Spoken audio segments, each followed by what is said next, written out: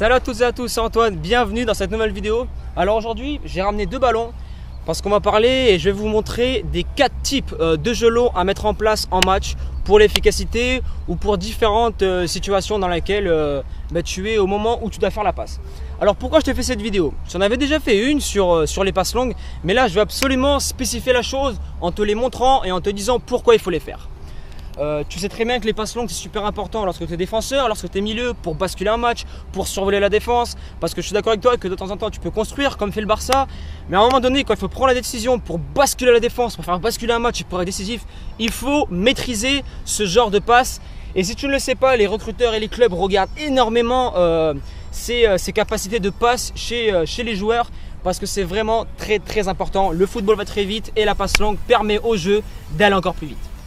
Donc je vais te montrer les 4 types de passes. La première passe, qu'est-ce que c'est dans un premier temps? C'est la passe longue au sol. Deuxième passe, c'est la passe longue à 3-4 mètres de hauteur. La troisième passe, c'est la passe vraiment très longue qui survole tout le terrain, qui a pour but vraiment de dégager le ballon. Et enfin, la dernière passe, c'est la passe décisive. C'est la vista, c'est une passe qui est réalisée à l'instinct. Ça marche? On est parti pour la première passe, je vais te la montrer, c'est parti, let's go. Ok, donc là j'ai mis un carré en place. Un carré, justement, c'est une cible que je vais mettre. Je vais me placer à l'autre bout de la surface et c'est là où je dois mettre les 4 ballons pour les 4 passes longues différentes. Ça marche? On est parti, on se retrouve là-bas pour la première passe. À toutes.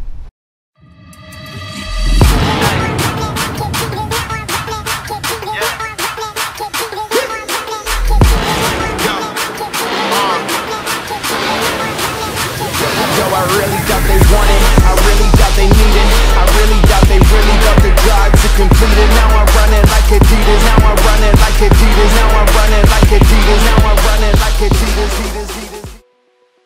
Alors bien sûr, on va pas faire une passe à l'arrêt. En match, tu vas pas être ici à attendre. Non, tu auras de la pression, il y aura du mouvement.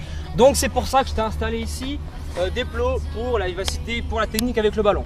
Tu fais ce que tu veux entre les plots, il faut que ça soit rapide et il faut que ça soit efficace et qu'il y ait une bonne passe derrière. Ça marche? Allez, on y va.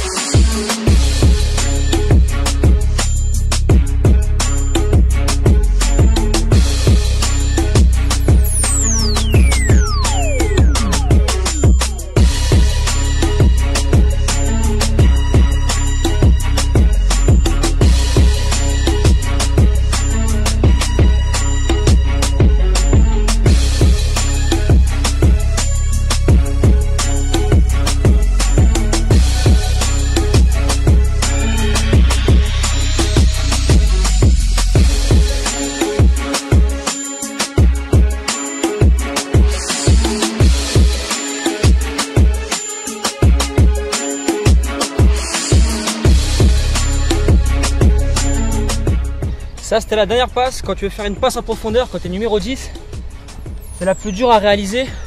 Ça demande du boulot, du travail. Et pour les 4 passes longues, il n'y a pas de secret. Visualisation, travail, répétition.